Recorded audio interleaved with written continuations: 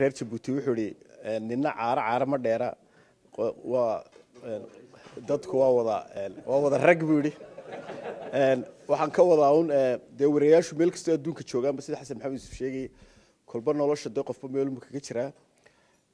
markii ugu horeysay anigu waan dalka ku soo noqonay horta waxaan ka baxay iskuulkan Umar bin Khattab oo aan dhigan jiray barigii de nin weyn baan anigu ahay barigii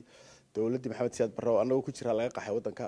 halkan waxaan iftiin baanu deganay Axmed Dagax la yiraahdo imka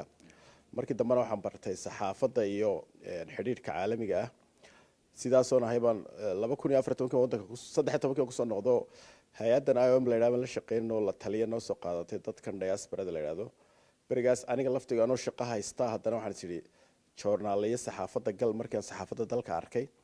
waad ogtay joornaal Hargeysa de qof hay'ad u shaqeeya lacag badan laga helin hawlun buu ila galay markii dambana Xasan Maxamed Yuusuf ogaay markaas sidii baan kaga hadhay marka aniga taa waxay iga hadun waa bal wixii aad soo baratay de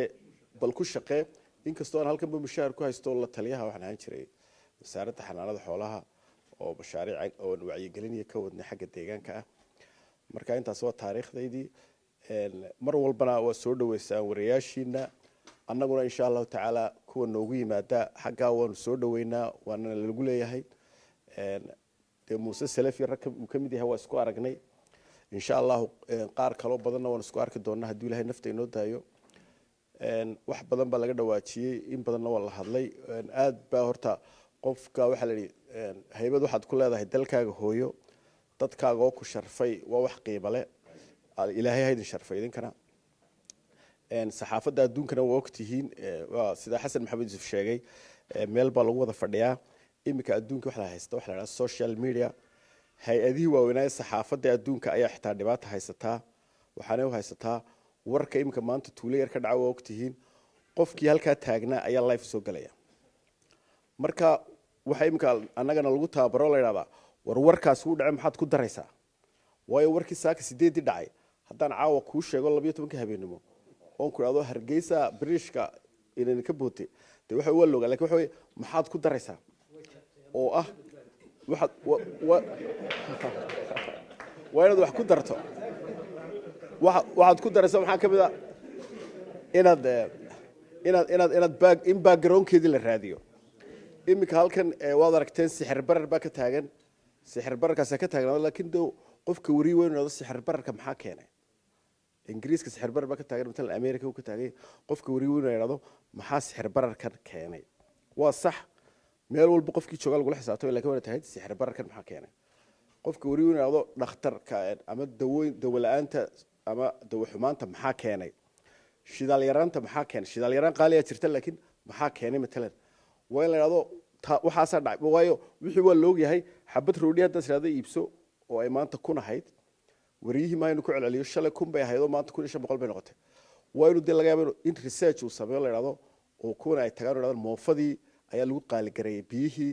ama daqiiqdii baa lagu qaali gareeyay ama ninkii booyada waday shidaalkii baa lagu qaali gareeyay shidaalkiina Sacuudiga qaali gareeyay matalan ama sharikad halkan keenta ayaa waxay doontaa noqoto malihiin waxa ay tahay laakiin se warkiin uu muuqdo bar walba waxa yar ku muuqdo in aad ku celceliso oo aad tiraahid hebel ba sida yiri ama hebel ba sida ugu jawaabay marka waxa la tahay saxaafadda Soomaaliland meel fiican bay maraysaa dhalinyaro badan oo sharaf laba u soo kacday Ilaahayna ha barbar galo anu laakiin waxaan dhalinyarada oranayaa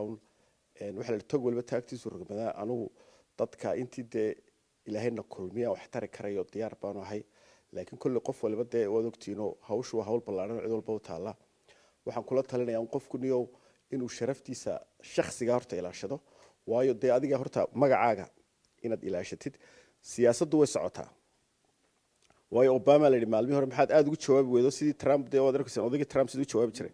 Obama isagu bariga wuxuu yiri anu ma war 24 saacadood socda raaci karaya buu yiri waayo de Mareykanka 300 oo shanku telefishinka yala war ku socdaa oo moogtay marka dad war walba raacdid sidii odayga Trump habeenkii oo dhan Twitterka ku jiri jiray way habeenkii oo dhan buu wareegay wadii la daalayba moogtay mid Ingiriis la shaqeynayay war weyn ka dharganaa maalintii la doortay waayo hadduu musqusha sii galay oo arko mid caayo Twitterka ku jawaabi jiray laakiin de saxaafadduna marka qofka wariyihii de inuu wararka aad u sii wada raaco wararka qaar waa laga boodaa de adduunkana waxa jirta wax la yiraahdo incitement wararka qaar waxa jira wad ogtihiin oo runtii aan Soomaaliland anu ku arko wararka qaar waxa weeyaan waxa laga yaabaa qofku laba qabiil isku dirayo kale waa in baad arkaysaa interview la siinayo reer caaya nin baad arkaysaa interview la siinayo qof caaya bani'aadana way qofka bani'aadanka maxad u caaysaa waa qofka wariye challenge karay yiraahdo war qofkan ha caayina maxad qofka u caaysaa matalan laakiin dawaan ogahay oo horta dhaqaale la'aan way iska jiri kartaa telefishinada inay wareegaan weeyaan moogta shaqaalaha uu qoran yahay oo dawaan fahmi karaa laakiin waxyaabaha qaar in la isxadidaa wanaagsan oo imka wadankan joogo kale hadaad qof wax ka sheegto ku soo ashtakiyo maxkamadda kula tagaya maxkamadda dadku cadeyn weydana wada aragtay joornaalada Ingiriiska wax ku dhaca 1 milyan baa la oranayaa siya hadii Xasan Galeen wax laga sheego kale oo ay soo cadeyn waayaan marka saxaafadda Solskjaer way joogaan agaasimiina uu joogaa saxaafadda madax banaanna waa in la ilaaliyo oo xorriyadda dadka la ilaaliyo mar walba waa muqadas waa dadnimada ku dhisan saxaafadduna iyaduna waa inay standardka ilaaliso oo ay ku dayato saxaafadda caalamiga ah ee wadamada caalamiga ka qayb ka hawlgala oo ay xaqiiqadu tahay waayo jaantaar rogan ma jirto waxa la bariga Ingiriiska loo sameeyay xeerka saxaafadda ayaa nin Ingiriis oo ra'iisul wasaaraha mahmahdiisa jaamacadaha lagu dhigtaa Baldwin baa la oran jiro waxa isqabsadeen kuwii saxaafadda lahaa shirkadaha waaweyn saxaafadda kuwii lahaa oo kale markaas lagu yiri war maxaad soo haysataan wuxuu yiri xeer baan u sameeynaa nimanka waan xakameynaa marka wuxuu yiri waxay rabaan buur awood bilaaxada awood buur bilaa mas'uuliyad marka wuxuu aniga baarlamaanka la iga yeeraa wuxuu tan loo yeeray iga moogta wuxuu dhinku wuxuu rabaa intuu wuxuu doono qoro wuxuu doono ku hadlo inaan cidina u yeerin oo hadhowna yiraahdo anigoo shaqadeeda ku jiro saxaafadda xorta baa la soo doontay saxaafadda xorta in la doonto maaha saxaafadda xorta waa la dhiirigeliyo la shaqeeyo iyaguna waxa wanaagsan intii karaankooda inay bulshada horumariyaan maaha inaad qof madaxa amaantid ama dawladda markaa jirta inaad amaantid ama inaad dawladda markaa jirta caaydo ama inaad mid mucaarada caaydo laakiin imika wadanka kale imika waa ka xildhibaan qodax ka dhawaajiyay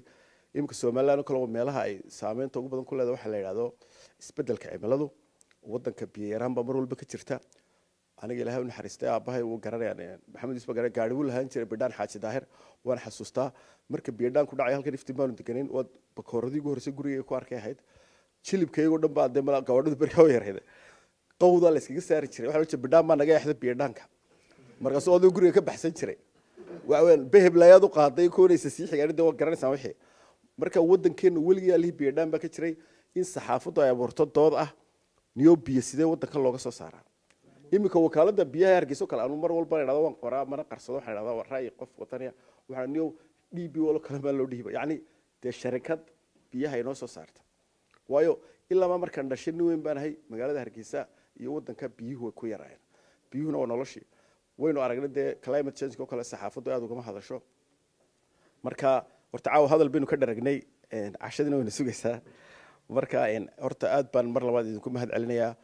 waxaan anigu idin ballan qaadayaa intaan joogo iyo mar walba imka adduunku isku xidhay saxafiyiinteeda iyo bahdayada waliba qaar badan oo ka weynahay dhalinyarada ah wixii taliya tusaale ay iga baahdaan iyo wixii aan qaban karayba inaan qabto iyagana waxaan ku buurinayaa inay si fiican oo saxaafaddana magac u yeesho sharafna u yeesho ay u shaqeeyaan iyagoo si hab dhexdhexaad oo wanaagsan oo mas'uuliyad ku dheehan tahay habkaas ayaana soconaya haddii ay tahay qof mabda mucaarida aaminsan uu saxan yahay hadday tahay qof mabda muxaafida aaminsan uu saxan yahay waayo dadku wax isku hayaan waa ra'yigaana waxa wanaagsan in si hufan oo fiican loo gudbiyo in yaro kaftana oranaya ninka hal door la yiraahdo maalin dhaweed itaacaydeeyo maalmooda inuu dawladda u shaqeeyo waayo waxaan arkay ninku aad wuxuu ugu meereystaa kaftanu soo dhiga waxaan joogaa New Hargeysa waxaan marayaa idaacadda iyo kolba wax soo dhiga marka caawan ogaaday inuu idaacadda u shaqeeyo marka wuxuu maalin dhaweed baan halkan baan isku sawiray geel anoo taagan halkan masalaha maalin dhaweed seeladan Akbar iyadana geel baan sawiray markaas uu soo qoray kamana markaas guri wani ma inaad geel iibsad magaalada u timaado marka qolo kale way soo qoreen waxay guraadeen anoo sawir meel ku galay waxay guraadeen warina bidhaano maxaa abaaraha hadliyooda waxa ku dhaanu mahayada abaaraha hooyadii baa soo booqanay waqti marka hal door saaxiibkeena maxamedna oo macaaw kale aad baan maxamed ku soo dhaweynayaa xasan maxamed yuusufna kulli caaw agaasimuhu sheego isku meel waan ku soo korray kulli dadku kala horeeyay intaan BBC u shaqeynayna maxamed yuusuf baan u sheegayo waxa xitaa dad badan gobolada Ingiriiska ama meelaha kale Mareykanka maqlo marka sidaada niyo kayna bidhaan waan wada shaqayn jiro dee waxaan ku war dee waad iga weyneed haddii wada shaqayn jiree ilaahay ha idin sharfo aad baa u mahadsantihiin ilaahay waddankeennana ha inoo hagaajiyo ilaahay abaartana ha inaga kor qaado ilaahayna waxaan rajaynayaa idinkana waxaan idinku buurinayaa inaad wada shaqaysaan oo gacmays qabsataan asalaamu calaykum.